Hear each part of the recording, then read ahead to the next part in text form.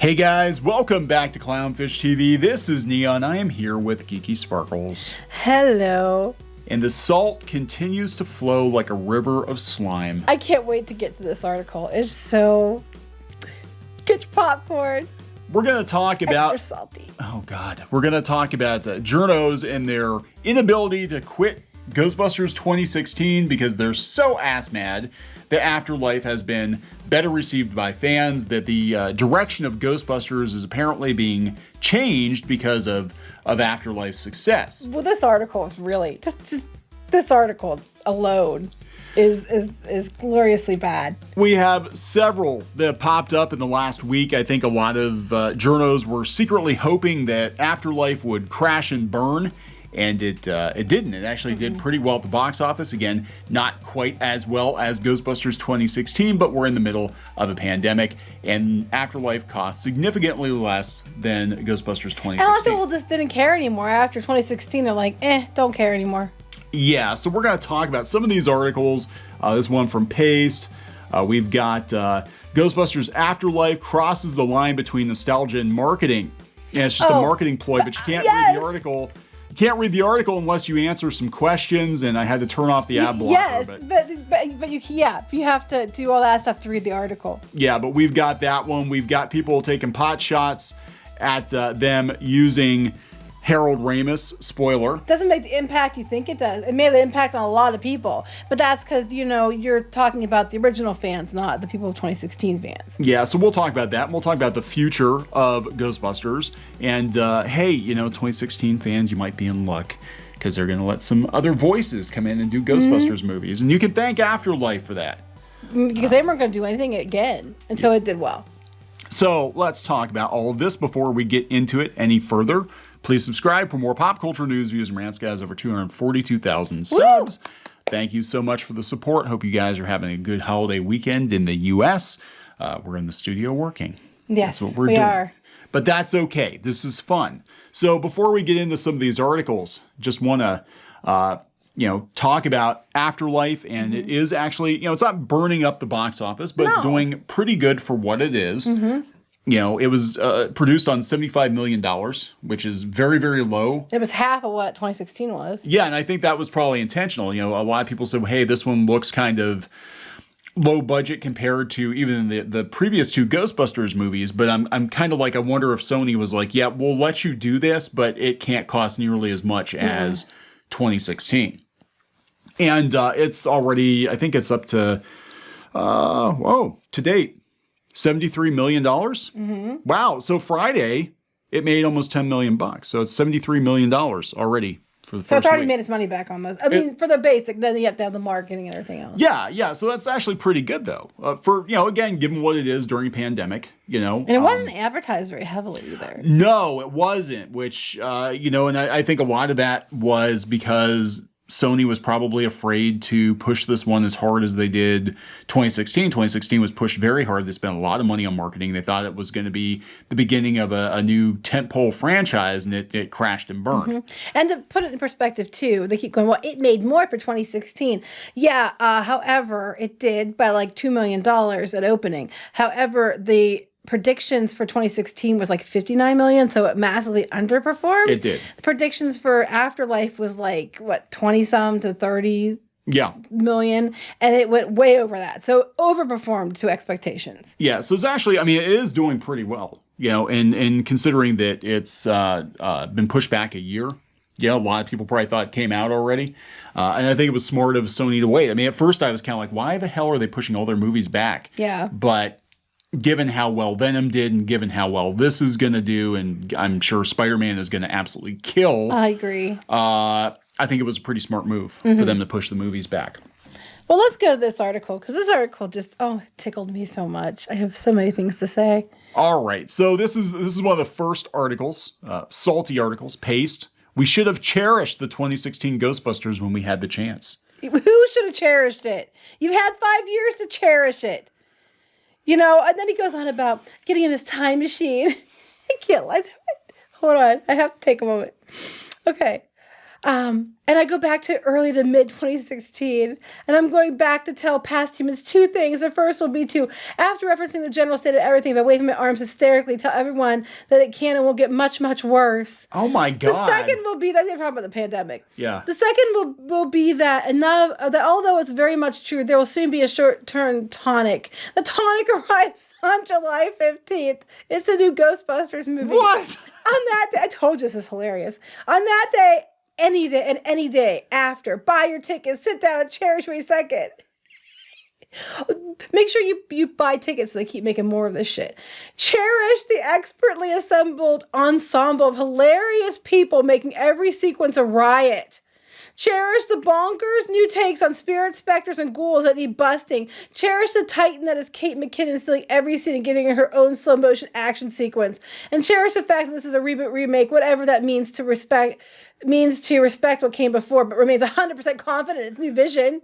It did very little to respect what came before. Oh my God. Cherish every fleeting moment because while it may not be perfect or the new take on the series you were expecting, I was telling the truth when I said what's coming would be much, much worse.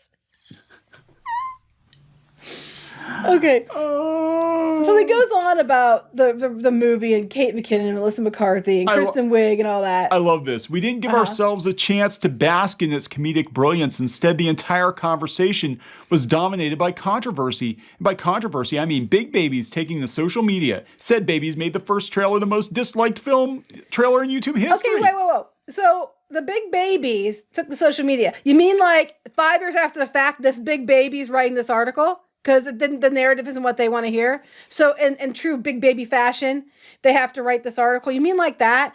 And as far as the trailer on YouTube, you know that it was disliked significantly. It could not just be the fans, the male toxic fan babies or man babies or whatever the hell you want to call them. The fan babies. That's what we're going to call them, the fan babies. It couldn't be all them that did it. It had to be disliked in far more ways than just the vocal minority that you keep claiming was the ones who didn't like it. Look, they promoted the hell out of 2016 and the general public spoke. They went to YouTube and they're like, fuck this.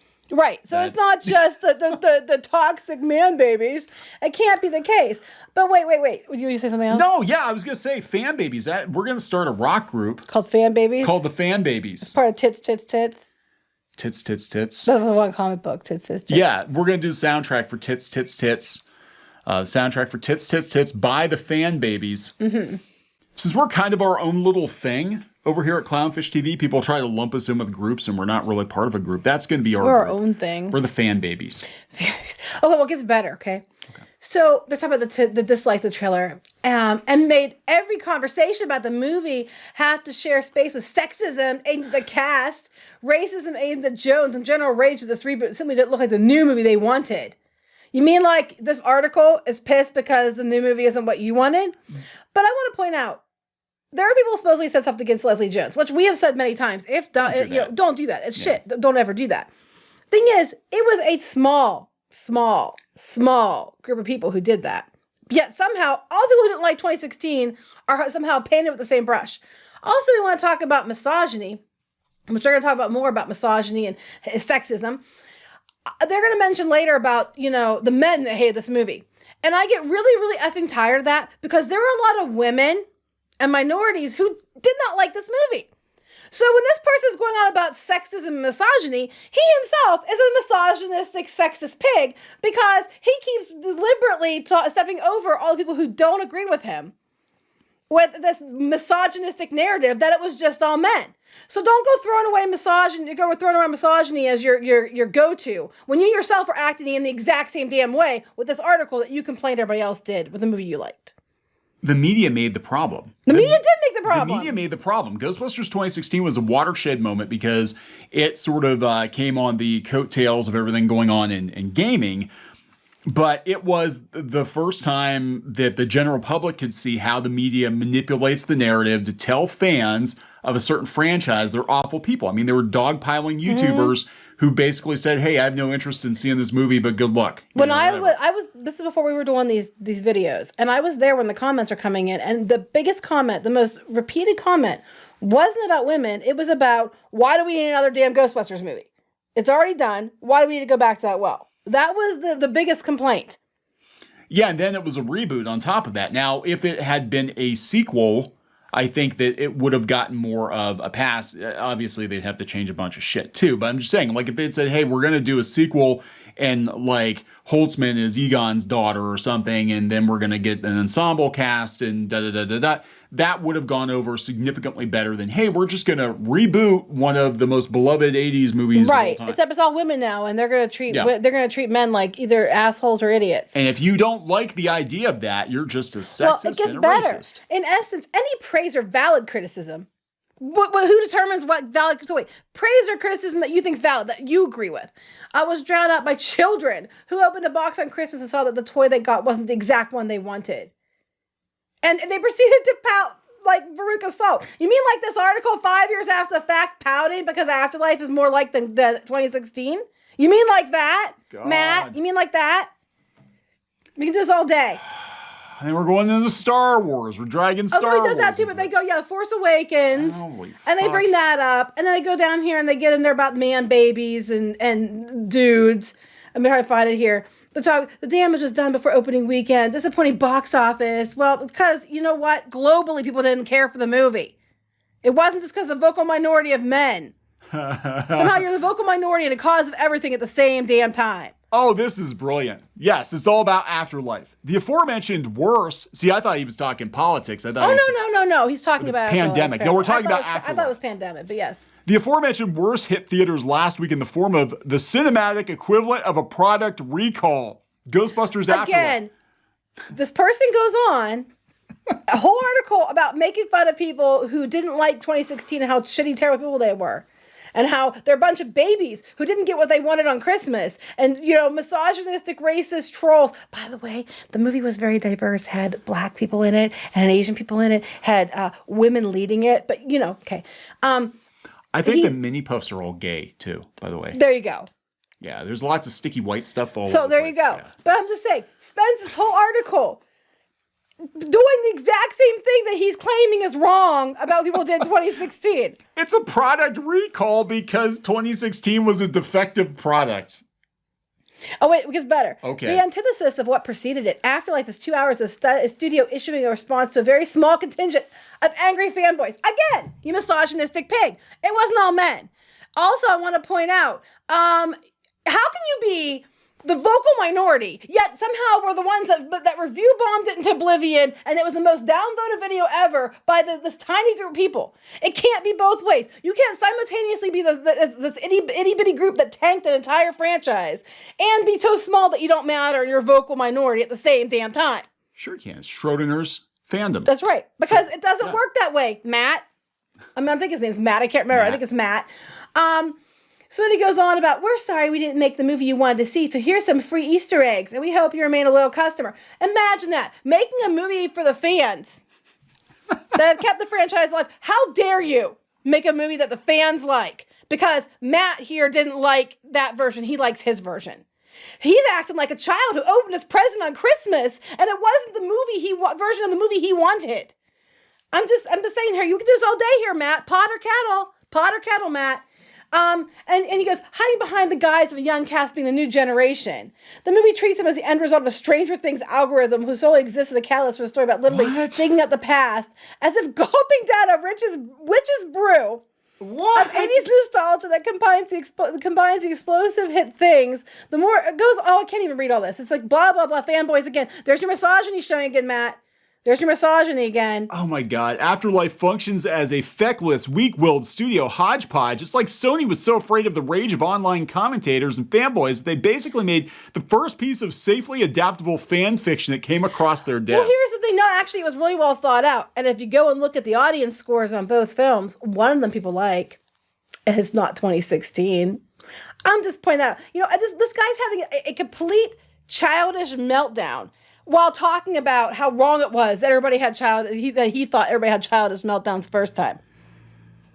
Oh my God. I told you this was the saltiest blow to shit, and it's so funny to me. And this is the same kind of reaction that a lot of these people had to Luke Skywalker coming back in The Mandalorian.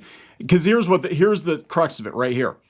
The very worst is the continuation of a precedent within a studio system to put not even fans, but simply the angriest, most vocal fans first, no matter the cost of creative filmmaking. I thought it was a small minority.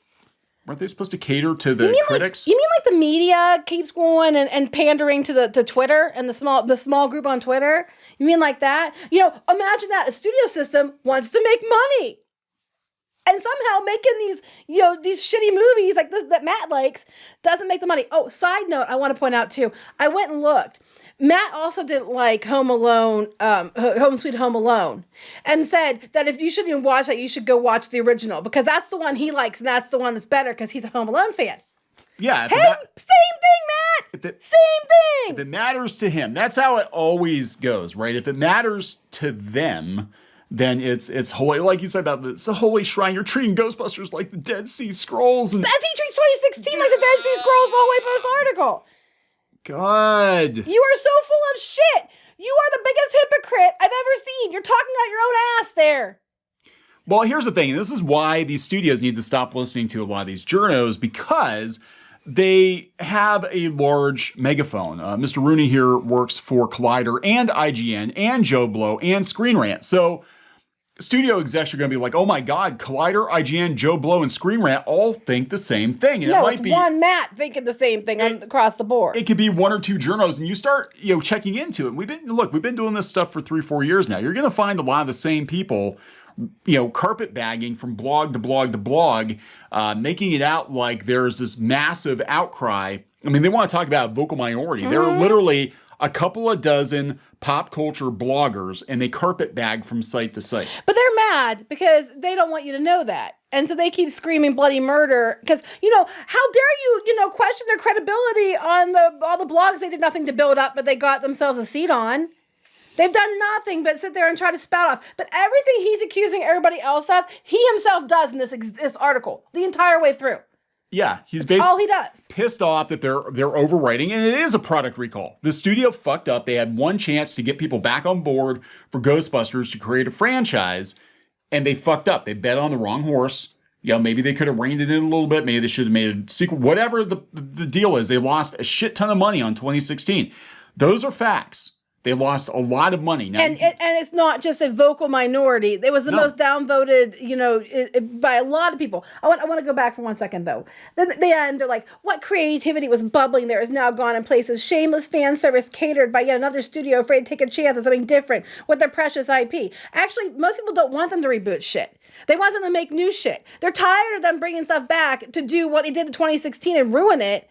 And then have journos and I'm using journo as a very loose term here, and especially in this article, go around and start as much shit as possible. Again, with the same narrative, and I want to point out again, it is a diverse cast. It is female-led in the new film as well.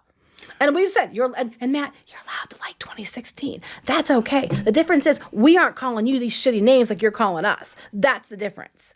Supposed fans who couldn't be less deserving. So here's the thing. Oh, because deserving like him? Ghostbusters 2016, I mean, you want to talk about beat for beat. It was a beat for beat, almost exact remake of the original Ghostbusters movie. You had 3 displaced scientists that start a ghostbusting business.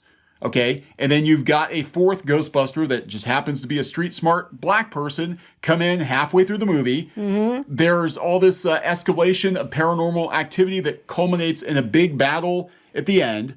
We had the Marshmallow Man, the original. In this one, we have the Ghostbusters logo because that makes sense. Mm-hmm. But it's basically the same damn movie. Mm-hmm. It is. But no, it's wildly creative. And I love this less deserving. Who decides what fans? Fans are people who've been watching this thing since it came out. Clearly, that is not you, Matt. Clearly, it's not. And I love how, I just love how he's sitting here so salty and makes this, oh my God, this novel about how there's terrible people who didn't like 2016 while he behaves exactly the same way he's yelling about. But it's okay when he does it. It's okay when he dismisses women. It's okay when he does it. I'm a woman. Ghostbusters 2016 wasn't very good. I'm sorry, Matt. Stop using your white male privilege to tell me what I should and shouldn't think. I can play this game all day long, too. At the end of the day, all Sony cares about is money. And if it's made, 89 million worldwide, Yeah, I think the original only made like 100. It didn't make much. It was like The we looked at 2016? the 2016 one. It yeah. was like 150 Yeah, million that's what I something thought. It was like 150. Yeah. It wasn't good. I think that was domestic. Was that domestic or world? I think I want to say don't know. domestic. It didn't, I don't remember. look, end of the day, it did not make that much money. It didn't perform well. Not to justify it. I know it didn't break 300 because they said they needed to at least hit 300 million for it to break even because it was 150 million spent on the movie. And then Yeah, they said they lost at least like 50, depending. Some people said more than that, 50 to 70 or something like that. It was bad. Million. And this one was made relatively, speaking on a shoestring. And it's already over the budget domestic or worldwide. It's already made its money back. And it's only been a week. Yeah.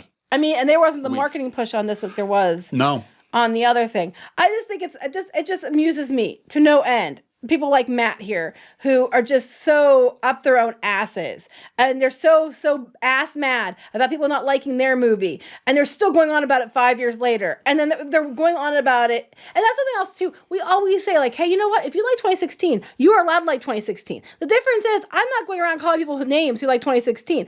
I respond to them like Matt here going around calling people names and acting like a shitball to other people because they didn't like their movie. There is a huge difference.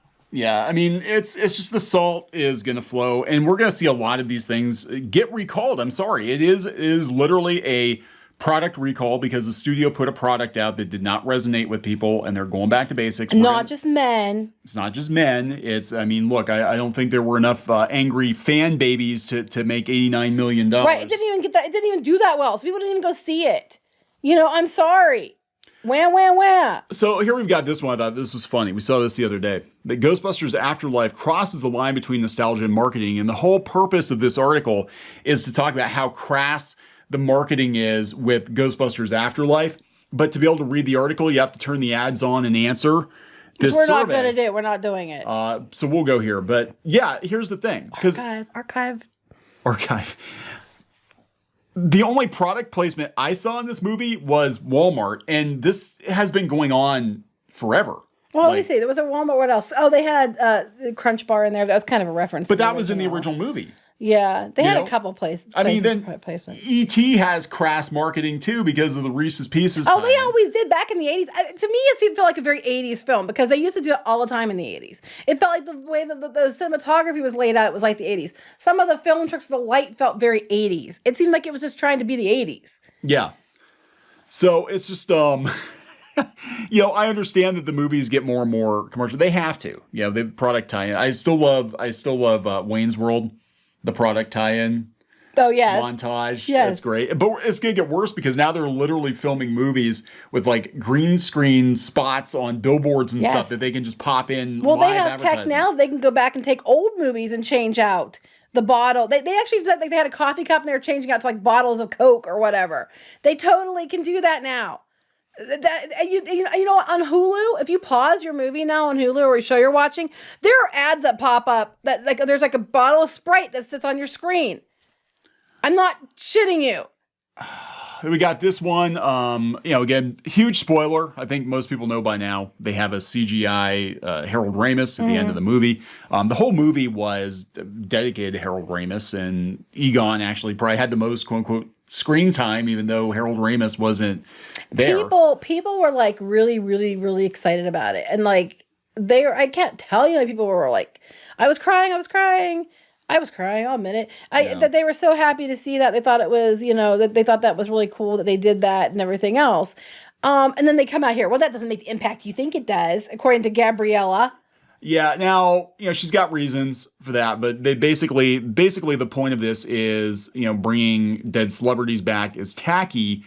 However, in this case, they had permission. In this case, Harold Ramis's daughter really liked it, that they did it. Now, if they just do it to be crass, I was kind of worried too. I'm like, oh my God, are they going to have like CGI Harold Ramis throughout the entire movie? Yeah, no, that they didn't. They didn't have him speak.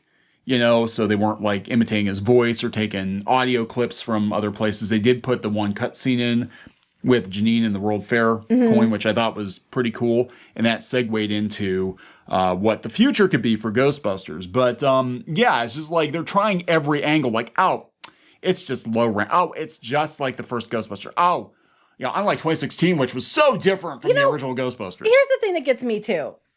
what gets me is they complain about people not liking things, but then when they're trying to tank it, as they spend all their time trying to tank something. We saw it. I get brought this up many times, like the Captain Marvel Alita Battle Angel thing. How much time they spend trying to tank Alita to promote Captain Marvel when it was a win for, if you really truly believe in women should be, more women in film and more diversity and all that shit that you keep spinning, then that was a win. And it was all a win for Disney because all the money went to the same place. So it was like, and then it made no sense to me. No. But all the media did was just like shit on Alita to try to artificially promote Captain Marvel. And I just like, what the hell? It's still a win. I don't understand what you're so salty about. If you legitimately stand for what you claim you stand for, because that's the key right there. But they have no problem. Like when you shit on Ghostbusters 2016, it's because you're a terrible person. But they can shit on Afterlife all day long, and that's fine because they're them. Yeah. Yeah, now, here's the thing. Because Afterlife is being so well received, and because this one looks like it is probably going to turn a profit, there's already talk about more Ghostbusters movies. And of course, the end of Afterlife sets up a potential future with like a Ghostbusters Incorporated or something like that. Ghost Corps. Ghost Corps, whatever they want to call it. But here we've got Jason Reitman saying that he's completely open to other voices coming in and putting their spin on Ghostbusters. In fact, he might not do any more Ghostbusters movies. This is the one he wanted to do. Now, that kind of concerns me because I'm kind of like, okay, we might get this one, but then we're going to get a whole bunch more 2016. Will we, though? Because we saw how well 2016 worked out. Yeah. I think if you do it respectfully and you actually try to make it feel like Ghostbusters, people will like it. And by that, I don't mean copy everything from the first movie and just, slap women in there.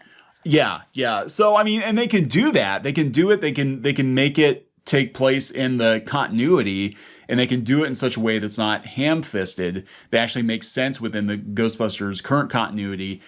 And, just there was no reason for the movie to be as divisive as it was. The media was a huge part of it. The fact they chose to reboot instead of make a sequel was a huge part. In general, there hasn't been as much reason to be divisive, but the media has played a huge part of it because almost every single franchise that people are upset about, the media is at the center of it. Oh yeah, The Last Jedi, Star Wars, She-Ra. Yeah, their PR push was to go out and attack fans. Star Trek.